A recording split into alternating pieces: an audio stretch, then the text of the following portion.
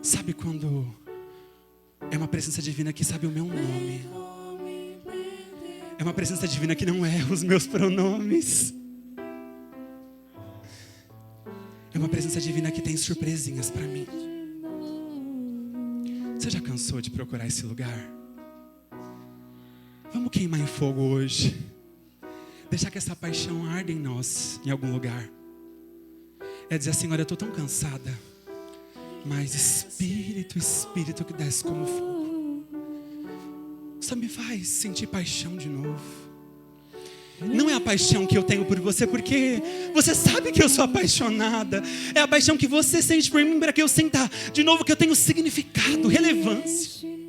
Que aquilo que estão dizendo a meu respeito de não é válida, não serve, não me convença de que nós estamos desligadas uma da outra. Será que você pode cantar isso com seu coração dizendo, olha, Espírito, vai dizendo enquanto essa visitação tira esse cansaço do seu coração. Vai lembrando do seu Pentecostes pessoal, onde você agora tinha nome. O que você faz já não é mais o que dá sentido para a tua vida. Onde a sua identidade agora é completa. Ninguém precisa tirar um pedaço de você para você existir. Espírito. Deixa que esse Espírito dance com você essa noite. Para de ficar nesse seu lugar com medo do que pode acontecer. Deixa que esse Espírito te toque.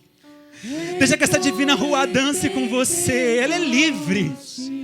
Ah, Gabs, mas eu faço tanta coisa que você não sabe. Eu nem quero saber. É ela quem dança com você, que te diz que te ama, que te celebra. Será que você pode cantar isso só com um pouquinho mais de intensidade? Não é porque o divino não nos ouve, mas é porque a gente precisa dizer, não é pouco cansaço que eu estou sentindo, é muito. Eu cansei de fazer tanta coisa, de ter tanto significado, tantos nomes. E lembra do seu Pentecostes pessoal. E enche-me de novo. Será que você pode cantar isso pela última vez? Espírito.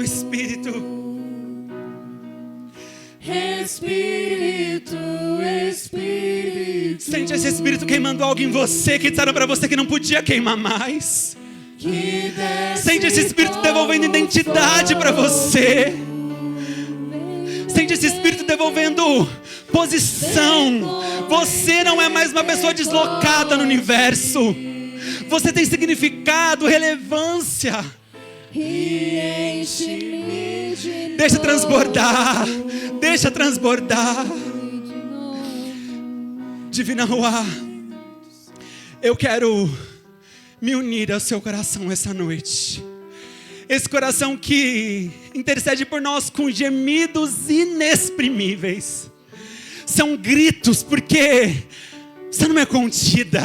Você não é limitada. Limitada sou eu, que fico tentando segurar as coisas, porque me disseram um dia que eu não podia transbordar. E nem é culpa minha, você sabe disso. Culpa são desses nomes que eu carrego e dessas coisas que colocaram em mim, que às vezes eu insisto em replicar sem necessidade. Divina Rua, eu peço para que você transborde em nós essa noite.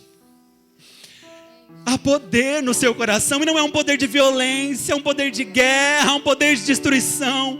É um poder que me devolve as peças, como se um quebra-cabeça bonito criasse um quadro lindo. É o que eu quero ser esta noite inteira. E também as pessoas que estão aqui. Mesmo aquelas que não te conhecem, nem creem. Porque a história não está limitada, né? Na nossa compreensão do que é sobrenatural, todo mundo pode sentir o que transcende. Então deixa que essas pessoas também sintam o que transcende em você e em nós. Não porque a gente quer colonizá-los, doutriná-los, segurá-los, não. Mas porque a gente quer que essas pessoas também participem dessa mesa, onde a gente tem nome, pronome, significado, relevância, dignidade, cor, cara. É nesse lugar que nós queremos estar hoje. Devolve-nos algo essa noite, Uá. Sopra a vida em nós. Faz com que o nosso ventre novamente se movimente, gestando vida para outros. Dança sobre os nossos corpos hoje. E nos faz dançar de novo em liberdade. Porque essa sua liberdade é o que nós queremos desfrutar. Porque nós ainda não desfrutamos. Nós queremos fluir essa noite. Nos leva. Em nome de Jesus.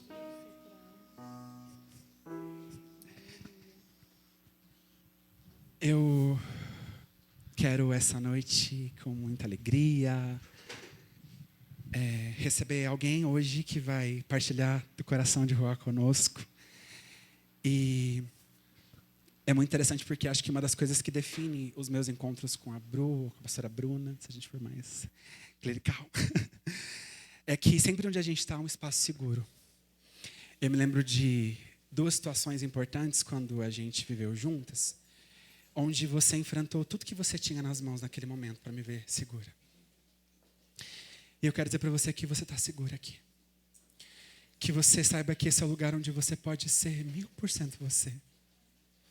Você flui, você manifesta, você incorpora a vida de Ruá.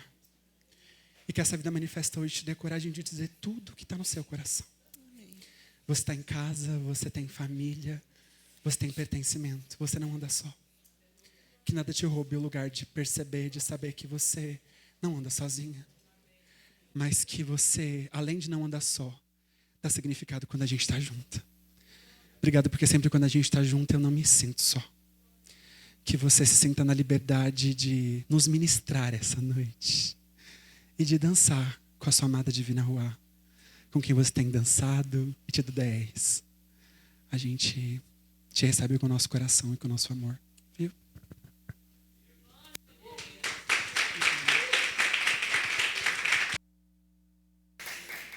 Amém. Ai, que chique esse lugar aqui, né? Além de chique, esse negócio aqui é muito chique. Estava acostumado com o microfone. Boa noite, gente. Eu espero conseguir falar aquilo que está ao meu coração. E eu queria ser mais culta, menos chorona hoje. Estou numas semanas aí meia sensível, né? Mas está tudo certo, está tudo bem. Bom, não posso começar essa noite sem agradecer a minha amiga, reverenda, pastora, que sempre me acolhe com amor, que sempre me ajuda, que nunca forçou uma barra, mas sempre esperou eu tomar, né, as minhas decisões com muito amor. E parabéns. Se eu estou aqui é porque eu tenho amigas, valeu. Ai, como você. Amém? Amém? Também não quero começar sem fazer uma oração também, né? Porque, Divina Ruá é bela demais. Divina Ruá, obrigada. Obrigada porque talvez na minha cabeça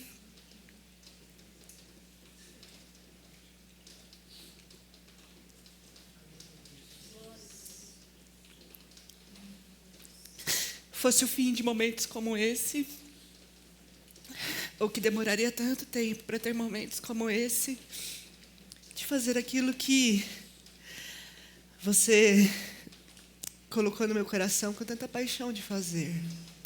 Obrigada porque é no momento de luto que você vem e diz que não, tem vida, tem celebração.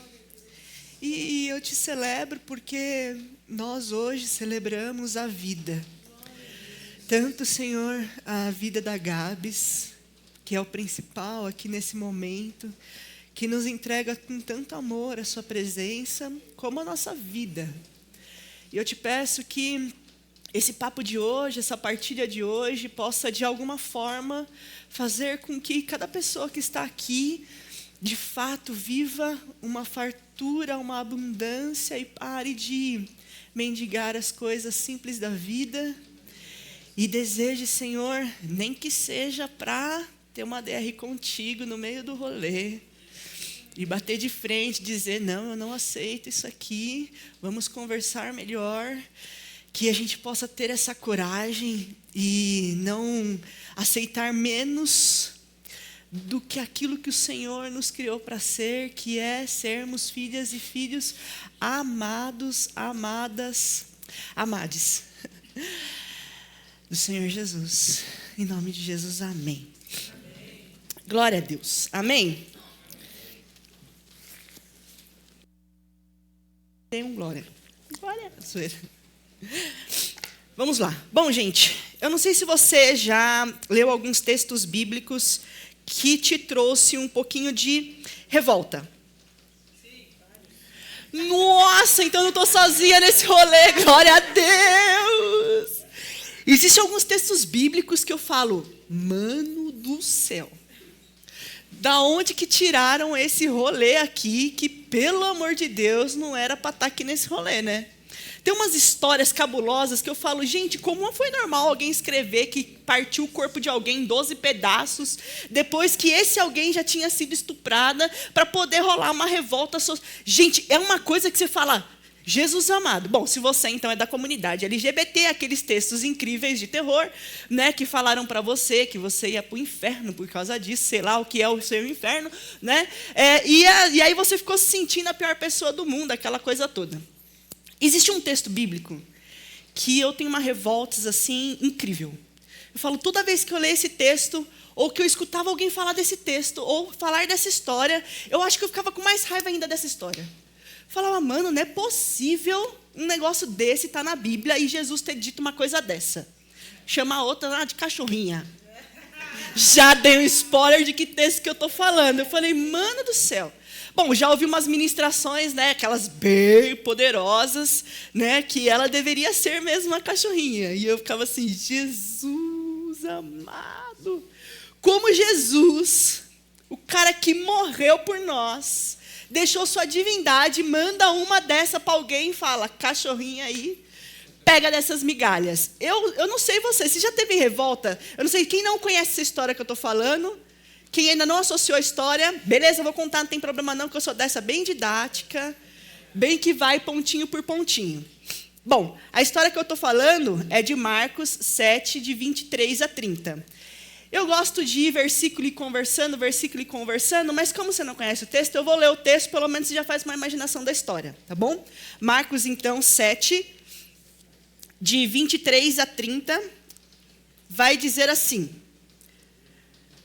24, perdão. E ele levantou-se dali, foi para as fronteiras de Tiro e Sidom, então ele estava num lugar e foi para outro lugar, outro rolê lá. E entrando em uma casa, não queria que nenhum homem soubesse isso. Mas ele não pôde se esconder, tadinho, queria ficar isolado, quem nunca, né? Falou, meu Deus, não quero ver gente, mas não conseguiu.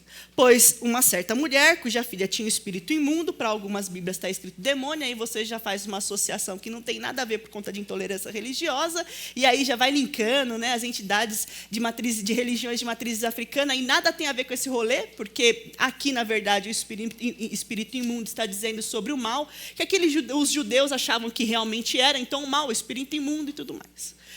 Bom, então, fecha parênteses, nada tem a ver aí com outras religiões, ok? Então, sigamos. Veio e lançou-se aos seus pés. A mulher era grega, de nacionalidade sírio-fenícia, e ela pediu-lhe que expulsasse da sua filha o demônio. Mas Jesus lhe disse, aí aqui começa a coisa chata do rolê, que é aquela história que eu falei, meu Deus, como Jesus consegue dizer uma coisa dessa? Mas Jesus lhe disse, deixe primeiro saciar os filhos, porque não é bom tomar o pão dos filhos e lançá-los aos cães. Ele falou isso para mim, né? Você acredita? E ela respondeu dizendo, sim, senhor, mas os cães comem das migalhas das crianças debaixo da mesa. Parece que ela está se rebaixando mais ainda, né, nesse rolê. Come das migalhas da mesa. Então ele lhe disse, por essa palavra, vai pelo teu caminho, o demônio já saiu da tua filha. E quando ela chegou em sua casa, viu que o demônio havia saído e sua filha deitada sobre a cama.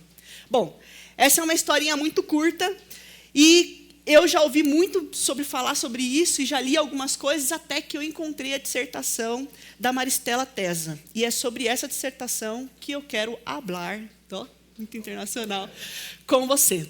Bom, Maristela Tesa vai dizer, então, sobre esse texto e a violência que está acontecendo e as dificuldades que estão acontecendo ali, que são étnicas, mas ela também vai trazer uma pitada de gênero.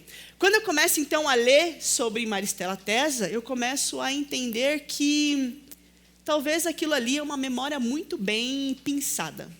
Bom, Marcos, o Evangelho de Marcos, é esse cara que a gente imagina que uma única figura, uma única pessoa escreveu esse Evangelho e está sobre essa figura de Marcos, né? A gente vai achando que somente ele escreveu esse Evangelho e que ele escreveu assim, tipo, vou escrever aqui, está tudo certo. Marcos vai ser escrito em torno de 64 e 70 depois de Cristo. Só que essa história está sendo narrada enquanto Jesus, né, está vivo. Enquanto Jesus está vivo, ainda não há, de fato, uma discordância ou uma separação de grupos, né, entre judeus e gentios. Nesse momento, há muito debate de Jesus com os judeus para que eles abandonassem a lei. Essa construção de judeus e gentios, do tipo eu posso ou não posso, os judeus, então, é esse povo escolhido por Deus para habitar a vida eterna, a salvação, aquela coisa toda. E quem está fora, que não é judeu, então está fora desse processo. Aí os gentios começam a aceitar a Jesus, começa então a viver, né, essa experiência do Cristo e fala, não, eu não estou fora, porque o Antigo Testamento vai dizer que todos os povos, todas as nações estarão inclusos nessa família de Cristo. Então, depois de um período, é que começa essa briga ali entre judeus e gentios, e no ano de 64 e 70, quando Marcos está escrevendo esse texto, essa briga teológica já está bem posta. Esses grupos já estão bem postos. Então, Marcos, que na verdade é uma comunidade de Marcos, aonde ele está ali escrevendo, tem pessoas em volta dele, não é uma figura única, estão debatendo a vida. E Maristela Tesa vai dizer que isso é muito impressionante, porque eles vão rememorar algo em Jesus para dar conta do problema atual. E qual é o problema atual? Essa discordância entre os judeus e os gentios, quem pode sentar na mesa e quem não pode sentar na mesa, quem pode ser e quem não pode ser, quem pode se alimentar com profundidade e quem não pode, quem pode se fartar e quem tem que passar fome. Então, quando essa comunidade, né, por Maristela Tesa vai dizer que essa comunidade, talvez provavelmente feita de mais mulheres, vão começar a debater os seus problemas atuais. Primeiro, um sistema patriarcal, aonde então as mulheres estão ali debaixo de uma figura masculina que precisa defender a sua casa. E essa figura masculina patriarcal tem que dar conta de quem está na casa. Então, se a filha está doente, quem precisa ir atrás de saúde? Não é a mãe, é o pai, porque é um sistema patriarcal. Mas quem vai até Jesus não é o pai, é uma mulher.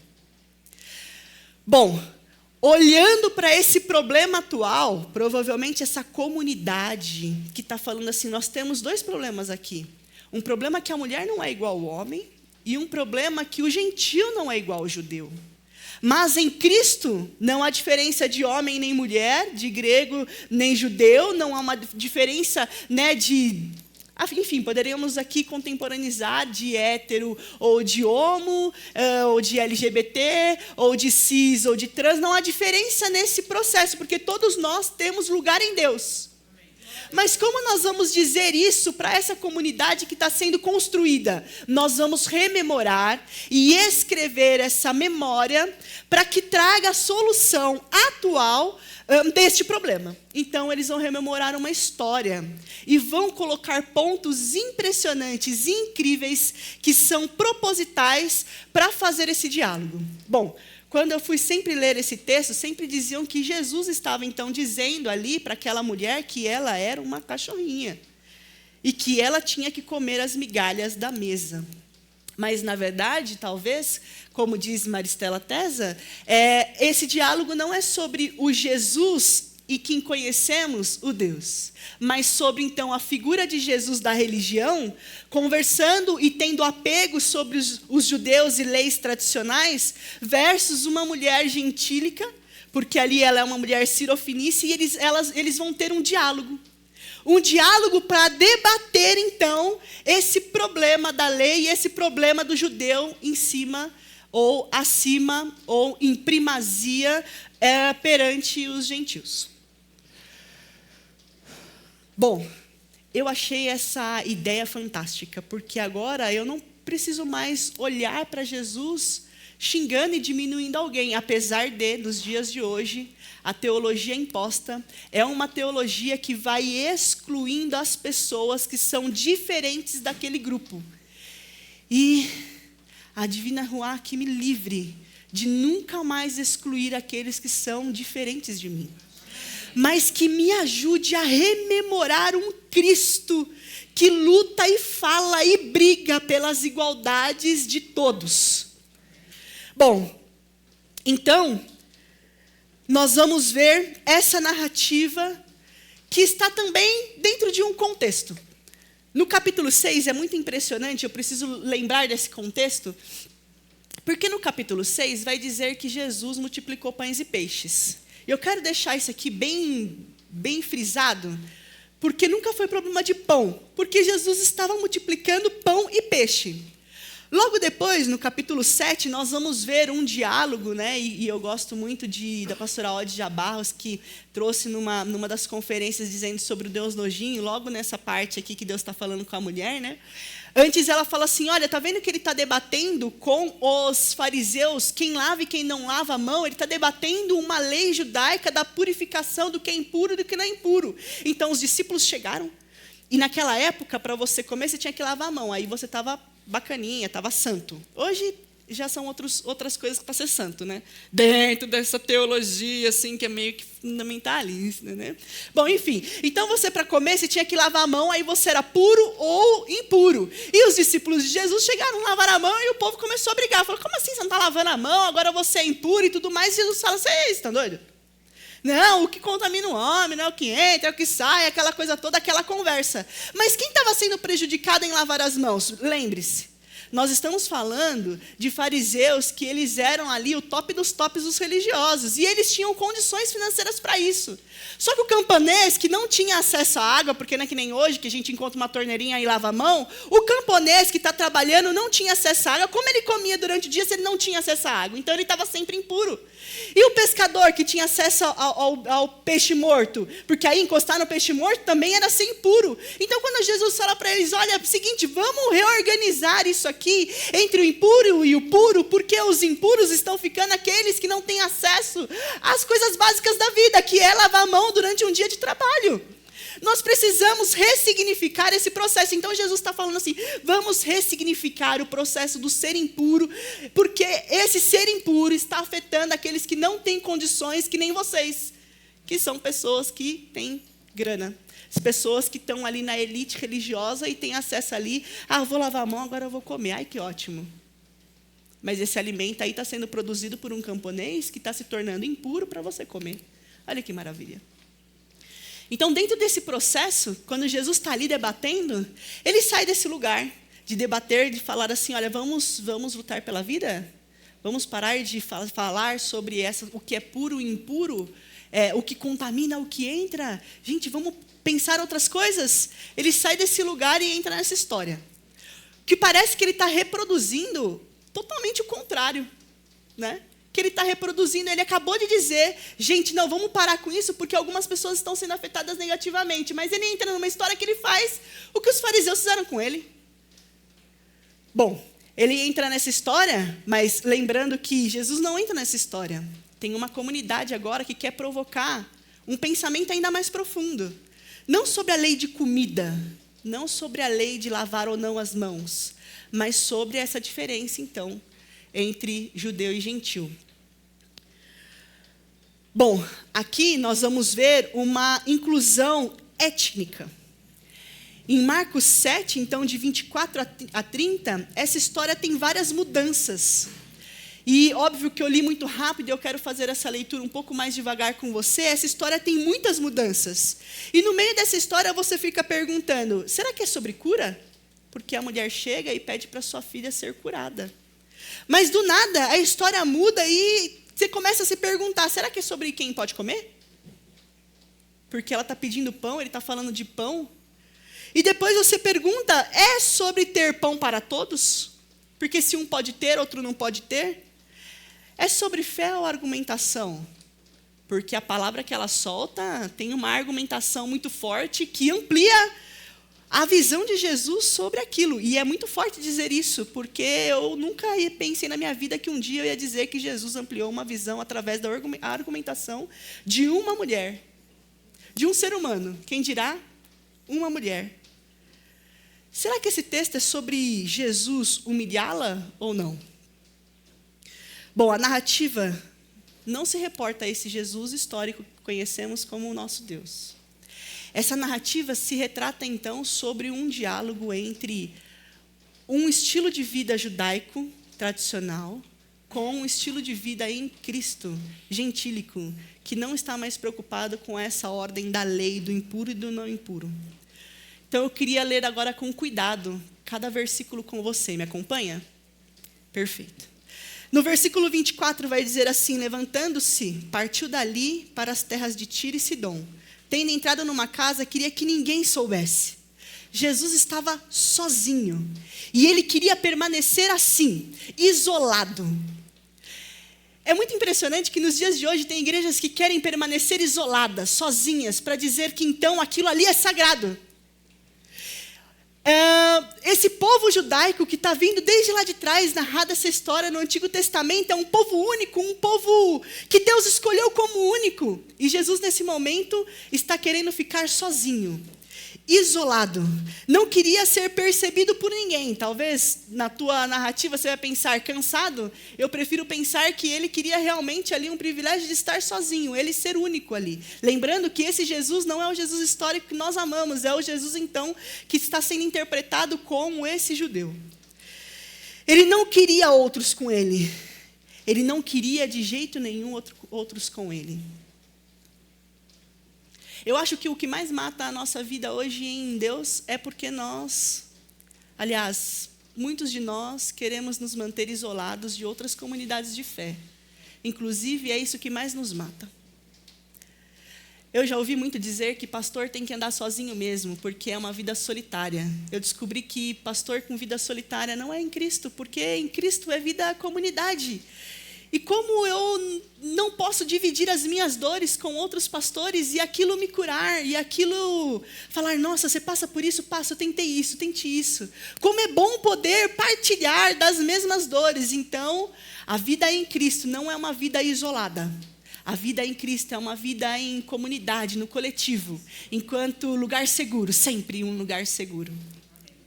Bom, então, no versículo 28, ele vai continuar, no entanto, não pode ocultar-se, porque uma mulher, cuja filhinha estava possessa de espírito imundo, tendo ouvido a respeito dele, veio e prostrou-se aos pés.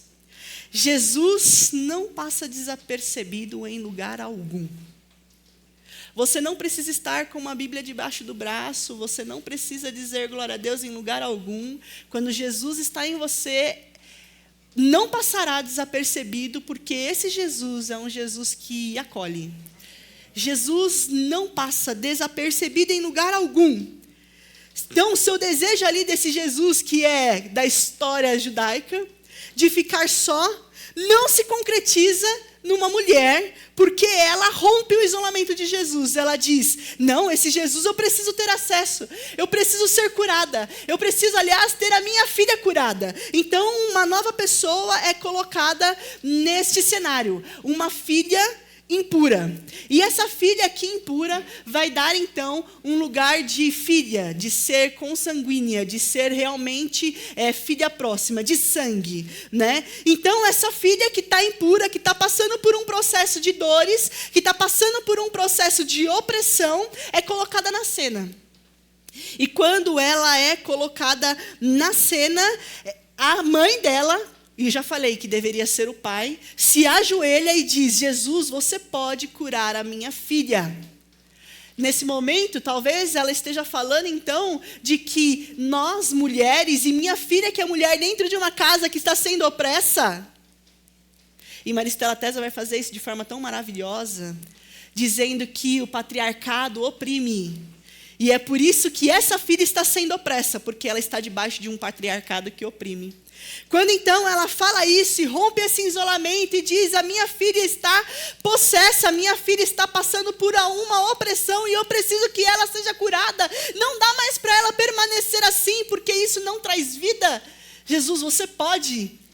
Aí então, parece que o cenário muda. No versículo então 26. Esta mulher era grega, ainda o cenário não mudou. Essa mulher era grega, de origem cirofenícia, e rogava-lhe que expelisse de sua filha o demônio. É muito impressionante, porque aqui nós vemos, de fato, essa mulher cirofenícia e não mais judia. Quando eu lembro de cirofenícia, logo vou lembrar de Jezabel. Jezabel, essa mulher, que é vista pela religião como a mulher mais... demônio! Ela não é? Quem já não ouviu tantas ministrações sobre Jezabel?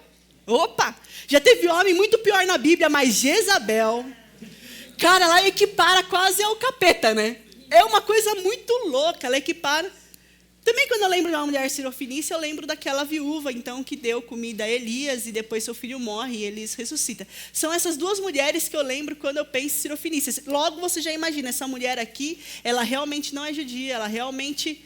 Mas o fato de ela não ser judia não impede que ela tenha uma fé de romper um isolamento e pedir para aquele que pode curar a sua filha. Bom, então, até aqui, quando ela está falando dessa filha não casada, dessa filha, então, que está opressa nessa casa, ela está pedindo para ser curada. E é nesse momento que a coisa muda. Nós estamos falando de cura até então. Nós estamos falando de libertação até então. Até que no versículo 27, mas Jesus disse: deixa primeiro que se fartem os filhos, porque não é bom tomar o pão dos filhos e lançá-lo aos cachorrinhos. Espera, não... O que aconteceu nesse rolê que saiu da cura para o pão? Consegue imaginar?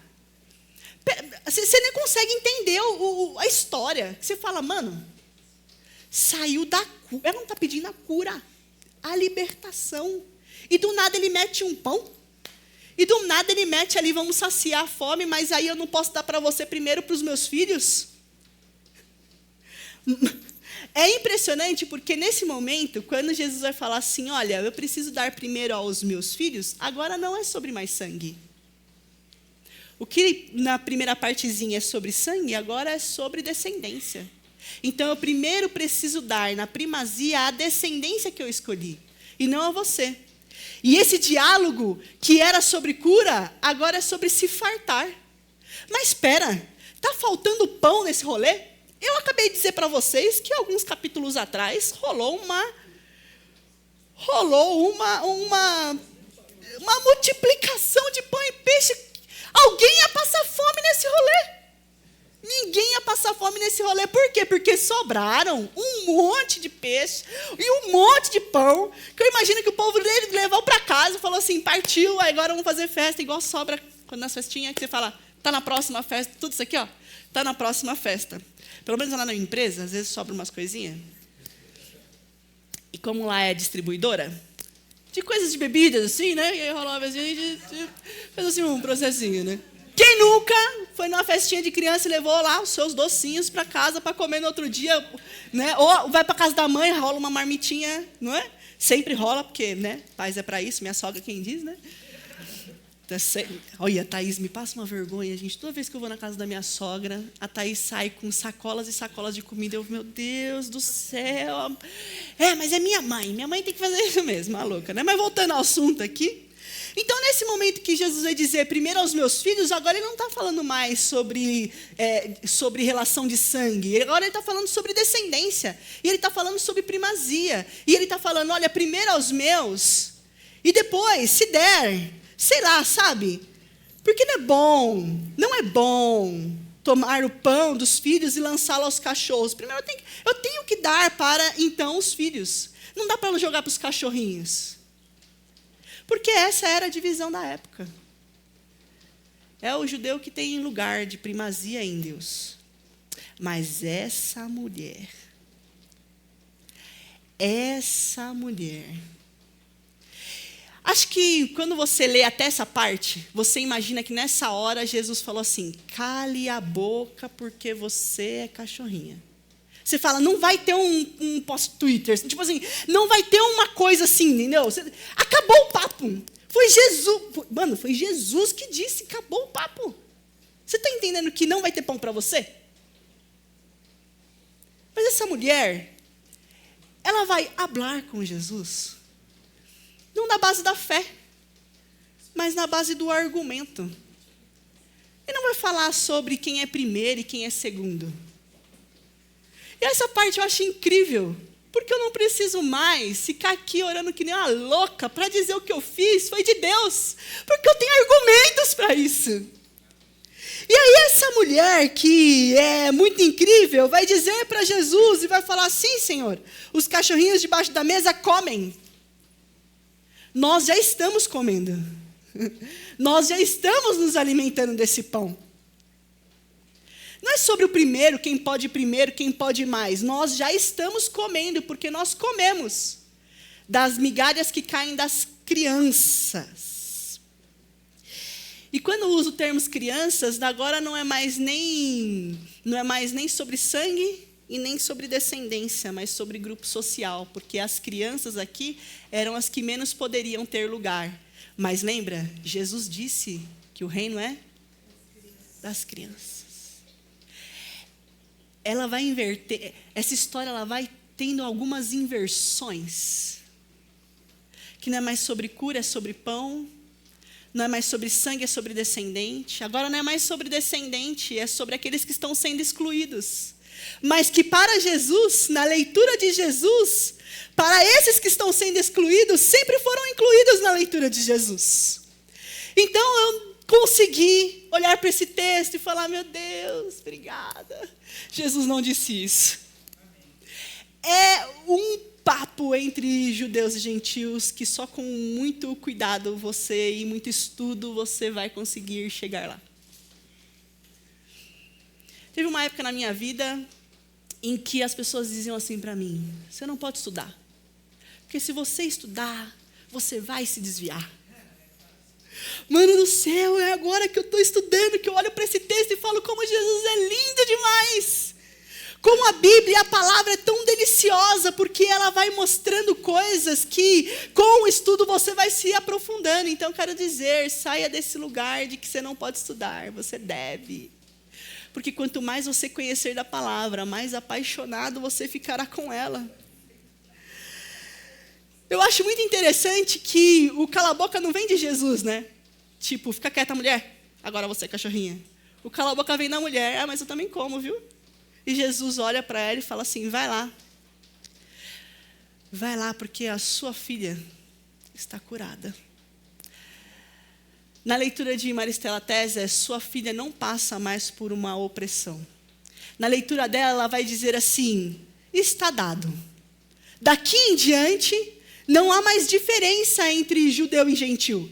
Daqui em diante, não há mais diferença entre homem e mulher. Daqui em diante, não há mais nada. Está dito. Porque a tua palavra, o teu argumento, não a tua fé, mas o teu argumento, dizendo que sim, a minha filha pode ser curada e sim, nós podemos comer da mesa. O teu argumento é suficiente para alargar o pensamento daqui da figura de Jesus, que na verdade essa briga aqui teológica entre partes, e dizer: agora não há mais opressão nesse sistema. Agora a liberdade de você ser quem você quiser ser.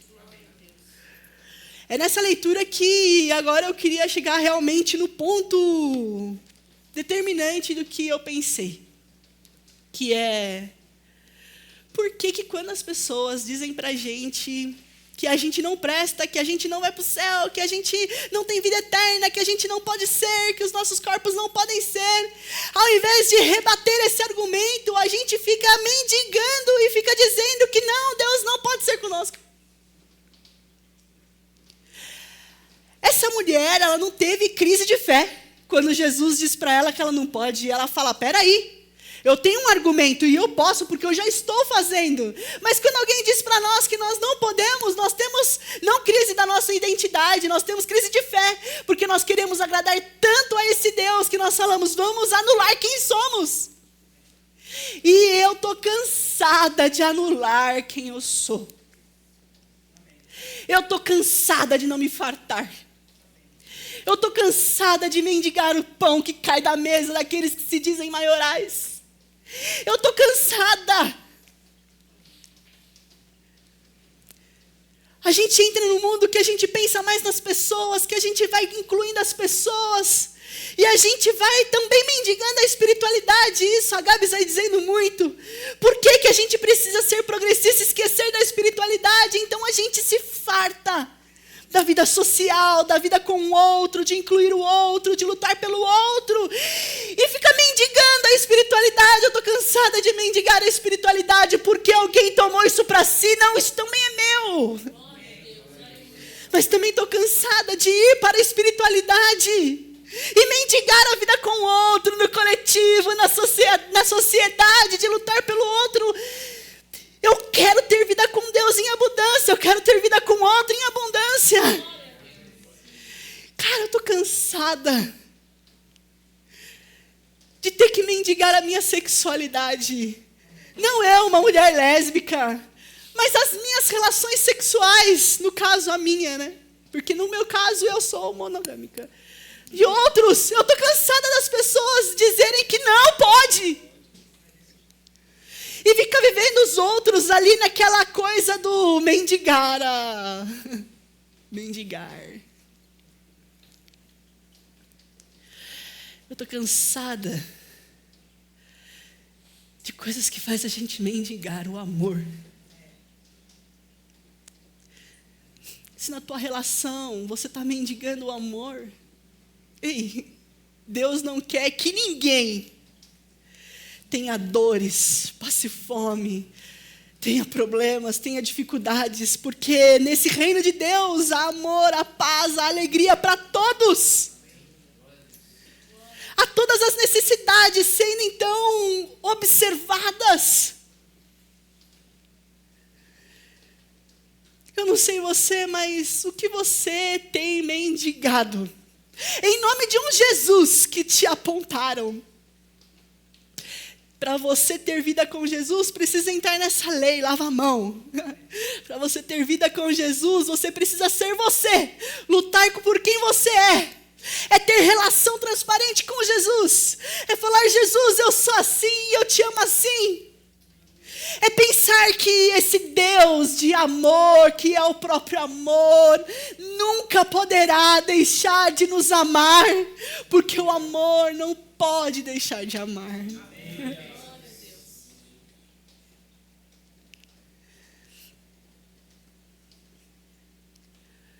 Do que você está cansado? Do que você mendiga?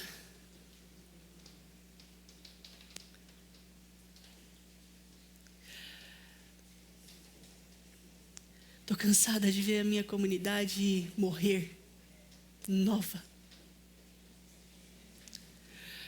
Estou cansada dos espaços que diz que a gente tem que esperar 10 anos para alguma coisa acontecer. Enquanto a minha comunidade morre.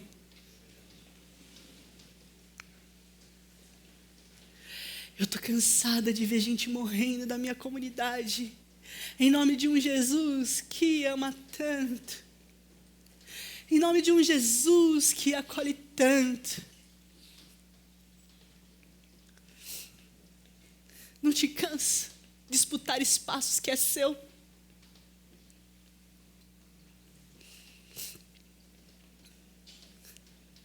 Não te cansa não poder pensar, reproduzir, ter medo. Eu estou cansada de ter que dar explicações para ver minha família. Que coisa é essa, gente? Explicações para viajar.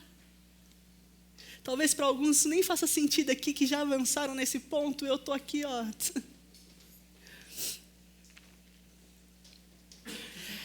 Cansada de mendigar a mesa. Mas essa mulher me ensinou que eu posso me prostrar aos pés de Jesus. E posso até parecer ter fé, mas se eu tiver argumentação, maluco do céu. Não é para todos a salvação, Deus? Que patifaria é essa aqui, ó? Minha comunidade morrendo. Não é para todos ter uma vida em abundância? Que coisa é essa aqui de ver uma galera que não tem poder? É uma minoria, é uma maioria minorizada sempre. E não tem lugar para ser. Eu não quero que isso mude daqui 15 anos, eu quero que isso mude agora. Eu estou cansada de verem mulheres que quando assistem a notícia do Daniel Alves, mandam mensagem para mim e dizem: eu revivi toda a minha dor. Bruno, o que eu faço? Eu estou cansada de dar explicações de um sistema que não pune aquele que toca nos corpos e violenta corpos. Mas no meio disso eu falo: Deus, me ajuda. Porque ao mesmo tempo que eu estou cansada de estar neste lugar da mulher cirofenícia, não me deixe estar nesse lugar desse Jesus, imposto pela religião, que vai oprimindo outros, que vai machucando outros, que vai tirando a liberdade de outros, que vai podando outros, que vai dizendo aqui não, assim não, desse jeito não, peraí, agora não, é desse... Quando a gente poda o outro, a gente poda o que é bom feito por Deus no outro. Porque quando Deus nos criou, celebrou e disse é bom, aí eu vou lá e corto o que é bom no outro. E eu não quero mais ser essa pessoa. Não quero viver de migalhas, mas também não quero ser o opressor na vida do outro.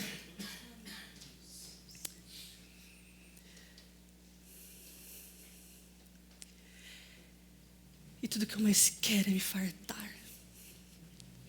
Me fartar de Deus, me fartar da vida. Celebrar os encontros. Bailar com a Divina Ruá, dançar meu forrozinho e falar: Deus está aqui, ó. Ir para a cama com a minha esposa e dizer: Deus está aqui, ó. Fazer um churrasco com os amigos e dizer: Deus está aqui, ó. A gente fala besteira mesmo, a gente zoa mesmo, a gente brinca mesmo. E no meio dessa zoeira toda eu fico imaginando Jesus olhando assim para a gente, não de cima, porque essa imagem de Deus está em cima, mas Jesus olhando assim nos olhos e sorrindo e falando: mano, essa piada foi boa, hein? Eu tenho uma melhor ainda, ó. Fala essa. Aí o outro vai e conta. Essa é boa. Essa é boa. Eu quero celebrar a vida. E celebrar o que há de melhor em você. E dizer que você tem espaço, local. Senhor Jesus, Divina Ruá, obrigada por esse dia. Nos faz pessoas mais corajosas, de argumentações. Pessoas que olham para esse tipo de teologia que foi produzida para ser colocada no livro sagrado. E não usam dessa teologia que foi construída para estar no livro sagrado e acabar com um problema atual. E pega isso e faz uma teologia que oprime o outro. E que faz sempre do outro um lugar ou uma pessoa sempre rebaixada. Nos livra desse mal. Nos livra desse mal, Senhor. Esse mal que sempre quer ver o mal no outro, o outro menor, o outro pior. Nos livra desse mal. E nos faz, Senhor, celebrar a vida. Nos faz, Senhor, nos fartar da vida.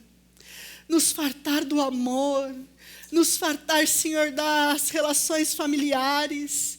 Senhor, eu te peço que se existem pessoas aqui que têm dificuldades nas suas relações familiares, Senhor, nos ajuda a nos fartar de relações sadias no nosso ambiente familiar. Senhor, eu te peço que se existem pessoas aqui passando por problemas financeiros, profissionais, não é sobre teologia da prosperidade, mas é sobre as necessidades humanas.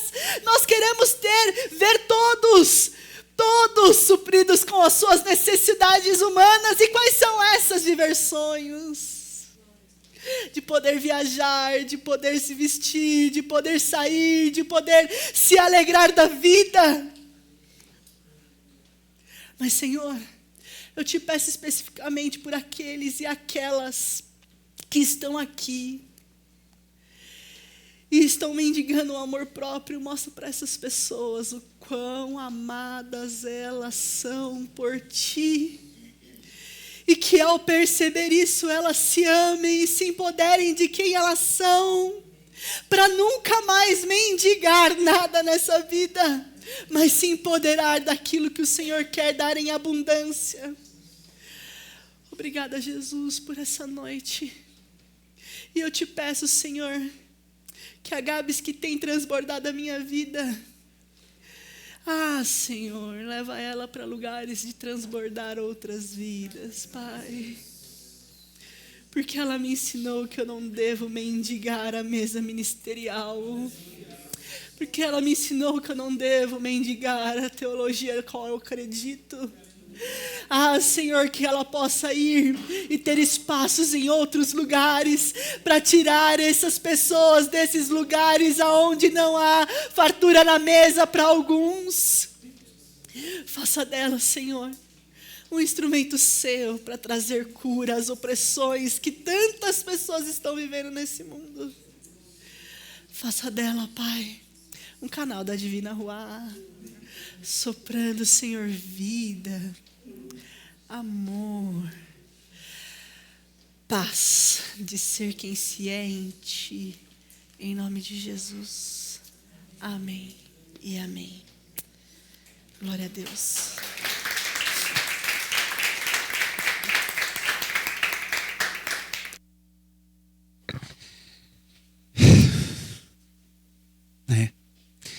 Eu acho que essa é a única coisa que eu consigo dizer depois disso. Quantos lugares a gente ainda precisa levantar hoje, né?